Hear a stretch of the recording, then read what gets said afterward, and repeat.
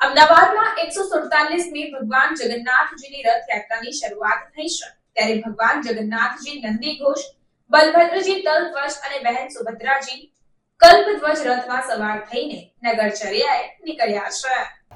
અમદાવાદમાં 147મી રથયાત્રાની શરૂઆત થઈ ચૂકી છે। ભગવાન જગન્નાથજી, બહેન સુભદ્રાજી અને મોટાભાઈ બલરામ શહેરની નગરચર્યાએ ભવ્ય રથ પર સવાર થઈને નીકળી રહ્યા છે। ભગવાન જગન્નાથજી નંદી ઘોષ, બલભદ્રજી તલધ્વજ જ્યારે બહેન સુભદ્રાજી કલ્પધ્વજ રથમાં સવાર છે। બે ભાઈની વચ્ચે બહેન સુભદ્રાજીનો રથ છે। ભગવાન જગન્નાથજી રાજવી વેશમાં નગરચર્યાએ નીકળ્યા। રસ્તા પર ઢોલ નગારા તેમજ ડીજેના તાલ સાથે ભક્તો ઝૂમી રહ્યા છે અને દર્શન કરવા ભક્તોનું ઘોડાપૂર ઉમટ્યું। આ અવસરે દેશના ગૃહમંત્રી અમિત શાહ પણ પહોંચ્યા હતા અને પરિવાર સાથે તેમણે ભગવાન જગન્નાથજીની આરતી કરી હતી। વહેલી સવારથી જ મંદિરમાં ભક્તિમય માહોલ જોવા મળી રહ્યો છે।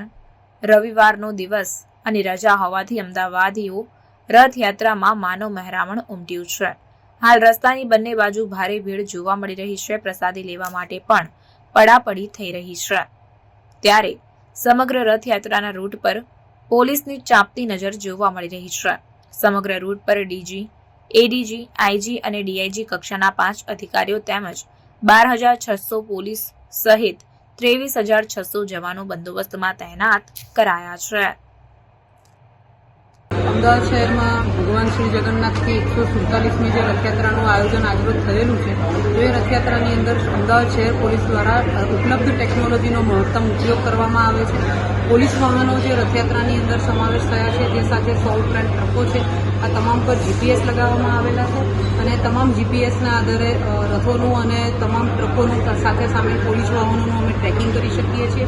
એ ઉપરાંત ડ્રોન સર્વેલન્સ કરવામાં આવી રહ્યું છે। ડ્રોન સર્વેલન્સના કારણે રથયાત્રાના રૂટ ઉપર તથા આસપાસના વિસ્તારમાં પોલીસ દ્વારા પૂરતી ધ્યાન રાખવામાં આવી રહ્યું છે, જેથી ક્યાંય માર્ગમાં ક્યાંય અડચણ હોય, ક્યાંય કોઈ ગેપ રહ્યો હોય અથવા આસપાસના વિસ્તારમાં કોઈ પ્રવૃત્તિ થઈ રહી હોય જે પોલીસની દ્રષ્ટિએ, કાયદો અને વ્યવસ્થાની દ્રષ્ટિએ ધ્યાન રાખવા પાત્ર હોય તો અમે એનો ઉપયોગ કરીએ છીએ।